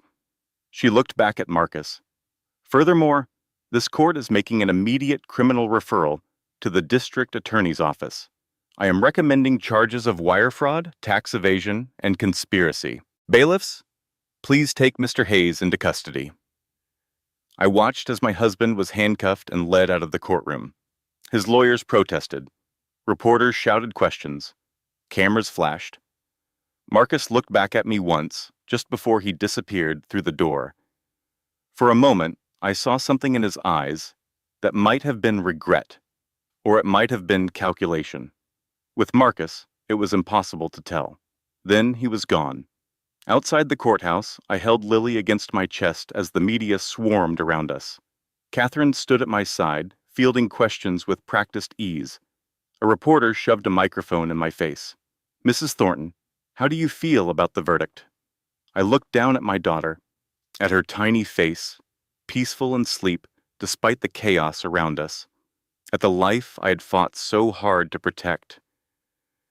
"I feel ready to move forward," I said. That was all. No gloating, no victory speech, no dramatic pronouncements. I had won. My daughter was safe. That was enough. That night, my father hosted a celebration at his estate. The same house I had fled 10 years ago. The same rooms where my mother had laughed and loved and eventually died. It looked different now, warmer, or maybe I was different. My father held Lily for the first time that night. He cried openly, not bothering to hide the tears streaming down his weathered face. "She looks like your mother," he said, "around the eyes." "I know," I replied. We sat together in his study, Lily sleeping between us, and talked for hours about the past, about the years we had lost, about all the ways we had hurt each other. "I am sorry," he said at one point, "for not being there when she died, for not being the father you needed." "I know," I said again, "and I'm sorry for cutting you out, for punishing you instead of trying to heal." He reached over and took my hand. "We cannot change the past," he said, "but maybe we can do better going forward." I nodded. I would like that. I went to bed that night feeling something I had not felt in years. Hope. But hope, I would learn, is a dangerous thing. It makes you forget that the battle is not over until the last soldier falls. The victory lasted exactly 1 week. Then Connor called with news that made my blood freeze. Victoria is gone, he said without preamble. Her apartment is empty. Her accounts are closed. She disappeared 3 days ago. I sat down heavily. What do you mean, gone? I mean, she packed up everything and vanished. No forwarding address, no goodbye, just gone. But she testified. She gave us everything. She gave us enough to destroy Marcus. Connor agreed. But she was also building an exit strategy the whole time. $4 million is missing from the account she had access to during the discovery process. $4 million. Victoria had played us. She had used me to destroy Marcus, then disappeared with everything she could steal before anyone noticed. But there is more, Connor said. His voice was grim. The night before his arrest, Marcus transferred the deed to your house. The one you designed, the one you paid for. It is in his mother's name now. You cannot touch it. I closed my eyes. My house, the craftsman I had restored with my own hands, the garden where I had planted roses in memory of my mother, the nursery I had designed for a daughter who would never sleep there, gone. The $3.2 million judgment, I said. Please tell me that is not gone too. Connor was silent for a long moment. Marcus filed for bankruptcy 2 days ago. His assets are tied up in legal proceedings that will take years to resolve. The forensic accountants found accounts in 6 different countries, but most of them are already empty. Victoria probably took that money too. I pressed my hand to my forehead. So, what you are telling me is that I won the case but lost everything else. Marcus is in jail, but he took my money and my house. Nay, Victoria testified against him, but she stole $4 million and disappeared. And the judgment I was awarded is worthless because there is nothing left to collect. That about sums it up, Connor said quietly. I hung up the phone and sat in silence for a long time. Lily was asleep in her bassinet beside me. I watched her breathe, in and out, in and out. The steady rhythm of new life. I had won the legal battle. Marcus was facing 7 years in federal prison. His reputation was destroyed. His company had collapsed. His face was all over the news as an example of what happens when ambition curdles into criminality. But Victoria had escaped with millions. My house was gone. The money I was owed would probably never materialize. In the cold calculus of victory and defeat, it was hard to say who had actually won. Delia came by that afternoon. She listened to everything without interrupting. When I finished, she sat beside me on the couch and took my hand. You know what my grandmother used to say? She asked. What? She used to say that the only real victory is getting up tomorrow and trying again. That does not feel like victory, I said. That feels like exhaustion. Delia squeezed my hand. Maybe. But you know what? You are still here. Lily is healthy. Marcus is in prison. And you have something he will never have. What is that? A chance to start over. A chance to build something real instead of something stolen. I thought about that for a long time after she left. Sometimes you win and you still lose. That is not failure. That is reality. The legal system is not justice. It is the best approximation of justice that imperfect humans can create. Real victory is not in court documents or bank accounts. Real victory is in who you become after the war is over. The months that followed were hard, harder than the divorce in some ways. I had to rebuild everything from scratch. My business had been destroyed by the fraud allegations Marcus had spread. My savings were gone. My reputation was in tatters, but I had something I did not have before. I had my father, imperfect and complicated, but present. I had Delia, wise and fierce, and always ready with pie and hard truths. I had Connor, who became a friend as well as an investigator. And I had Lily. She was the reason I got up to every morning when getting up felt impossible. She was the reason I kept fighting when surrender seemed easier. I used my story to build something new. The Texas Monthly article came out 6 months after the verdict. 10,000 words about financial abuse in marriage, about gaslighting and control, and the slow erosion of self that happens when someone you trust is systematically dismantling your life. The article went viral. Thousands of emails poured in from women across the country, women who had been through similar situations, women who were still trapped, women who just wanted to say thank you for telling the truth. That was how the Grace Foundation started.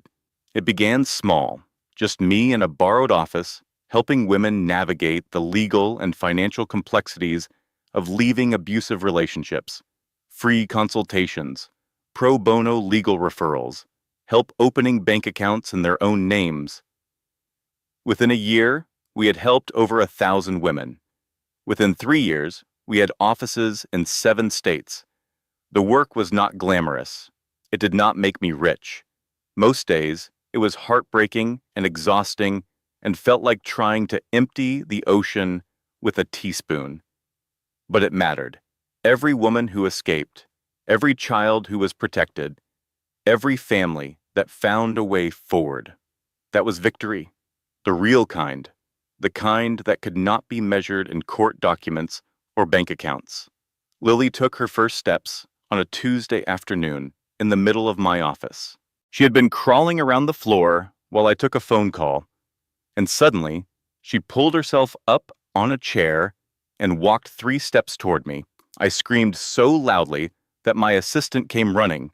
By the time she was 2, Lily had forgotten that she ever had a father named Marcus. She called my dad Grandpa and climbed all over him whenever he visited.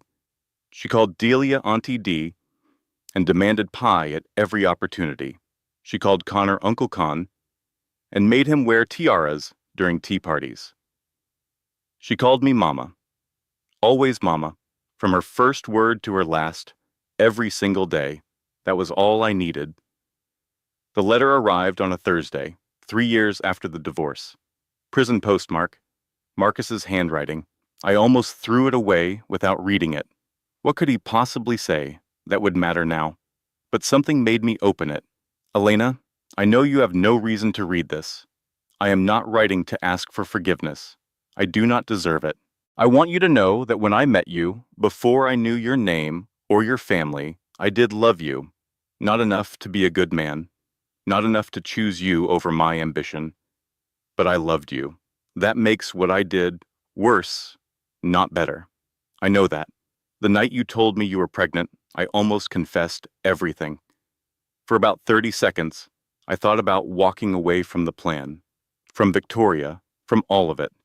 But I was too afraid to lose the life I thought I deserved. You did not destroy me, Elena. I destroyed myself. You just showed me the mirror. I hope Lily never knows who I am. She deserves a better story than the truth. Marcus. I read the letter once. I did not cry. I did not feel anger or satisfaction or vindication. I felt nothing at all. For so long, Marcus had occupied such a massive space in my life, the villain, the betrayer, the architect of my destruction. But reading his words now, he seemed small, pathetic. A man who had every opportunity to be good and chose to be cruel instead. A man who would spend years in a prison cell, thinking about the life he threw away. I folded the letter and placed it in a box. I wrote on the lid with a black marker, "Things that do not define me." Then I put the box in my closet, next to my old wedding ring and a copy of Operation Thornton, and I went to play with my daughter.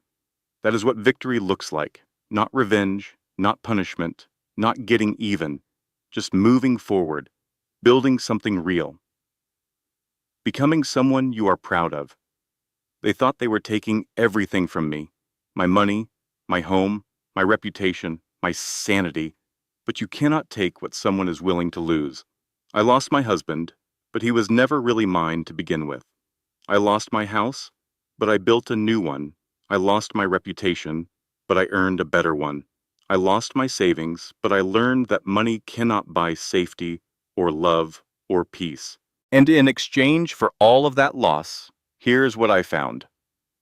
I found my daughter, my father, my purpose, my power. I would make that trade again every single day. If you are listening to this story and you see yourself in my words, I want you to know something. You are not crazy. Your gut feelings are valid.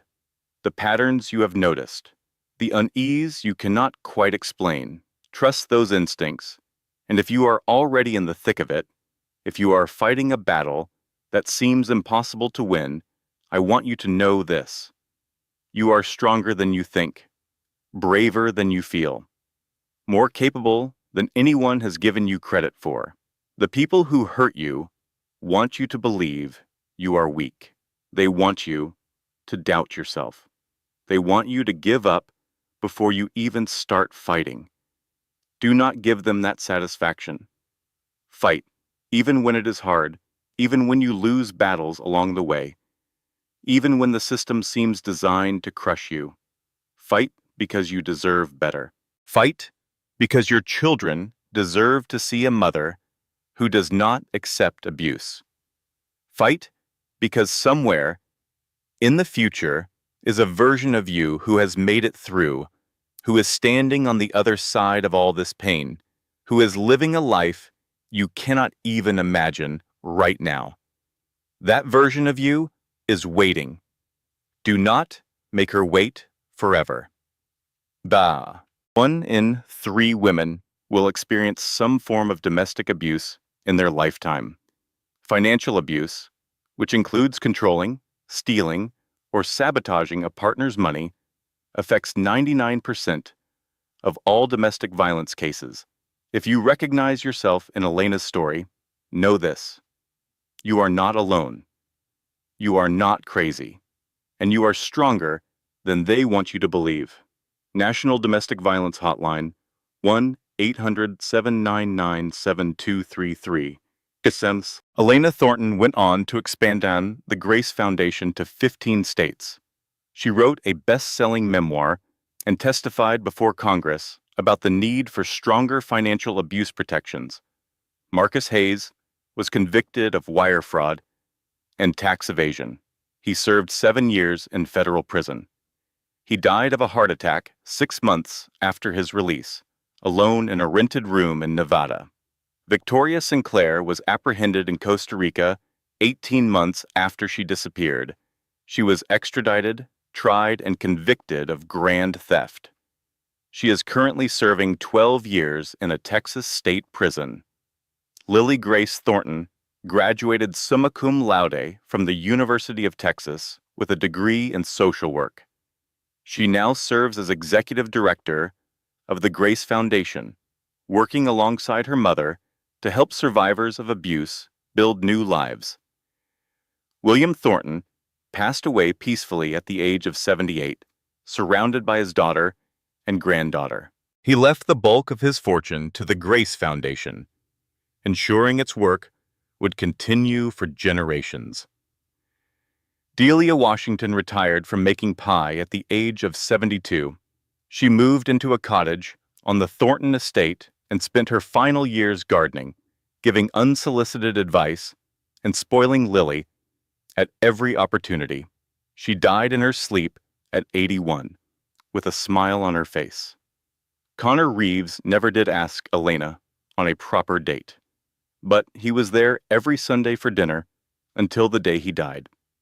Some loves do not need to be named to be real. The story you just heard is fictional, but the experiences it describes are not.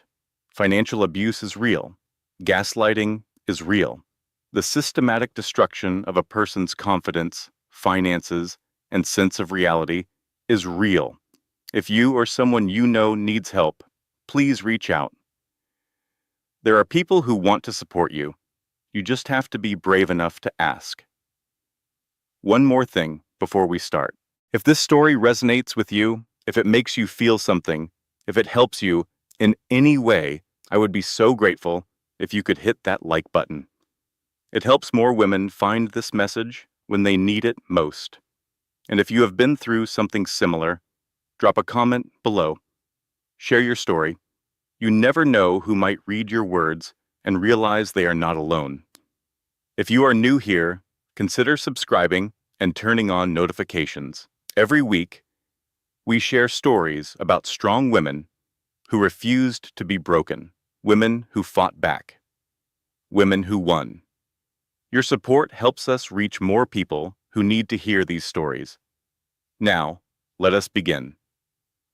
This content was carefully researched, crafted, and manually edited by our team to deliver meaningful lessons and real value to your life. Every word was chosen with purpose. Every scene was built to teach, not just entertain.